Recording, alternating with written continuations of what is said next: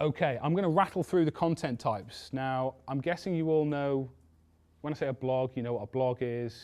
When I say an infographic, you might know what an infographic is. But I just want to go through these content types, not because I need you to understand what they all are, but more what it is that you think you could do. If you are a one-man band trying to get this project off the ground, not only do you have to sort out all this stuff in terms of your project, you also have to do the marketing side of things.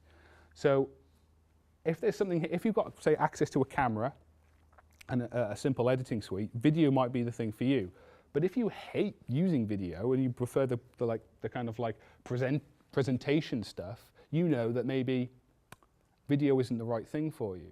The passion for your project and the passion for your talent and your ability is what you need to use to choose your content type. Because at 1 in the morning, when you come in from a 12-hour shift in an off license, I've been there, you need to basically create some content that excites and inspires you. Because if you don't, chances are you won't excite or inspire anyone else. And the number of green buttons you have around that content won't make any difference whatsoever. So, text content, blogs, press releases, articles, case studies. Now, articles and case studies are very much for businesses. What I would suggest if you're thinking about a project, think about a review. If you are watching the stuff that you want to make, review it. Build up your presence online, because chances are other people in the industry will be kind of like finding these reviews themselves. They might not have seen it yet. They might want to kind of like contribute themselves. It's hanging out in the same spaces where these people are. Case studies is a bit of a dodgy one, because if you're doing a project, hopefully your show reel will be your case study, but there's no reason why you can't write a blog about it or get other people to write a little snippet, collect it together in terms of, right, we made this really great short documentary.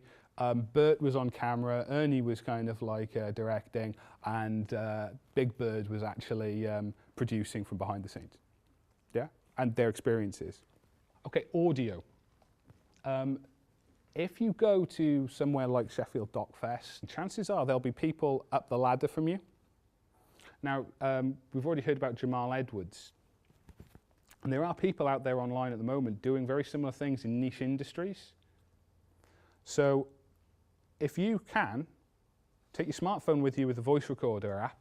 It does exist on most smartphones. And just record an impromptu interview with somebody who's willing to give it. It's great content. It's situated. It places you there. It also gives you a reason to talk to people rather than go, hello, employ me, commission me. It's just like, I'd really want to know what your thoughts are about this. I do a blog, or I just want to capture this, for me, and so I can review it later. And you can turn that into basically a podcast where you kind of like pull this content together and present it a little bit. People can download it and listen to it on the way into their own crap job where they really want to work in the industry. If you are doing any kind of event, so if you're doing a fundraising event, for example, or you're doing a presentation for investors, think about recording it, because chances are there'll be an investor that won't be in the room because they couldn't make it. Their car died, and they're the biggest investor and the friendliest face that could have been there. What if all they had to see was to see your beautiful, brilliant pitch, or hear the passion in your voice at the very least? Record it. Okay. Visuals, photographs. If you've got a smartphone, you've also got probably a better camera than I had 5 years ago.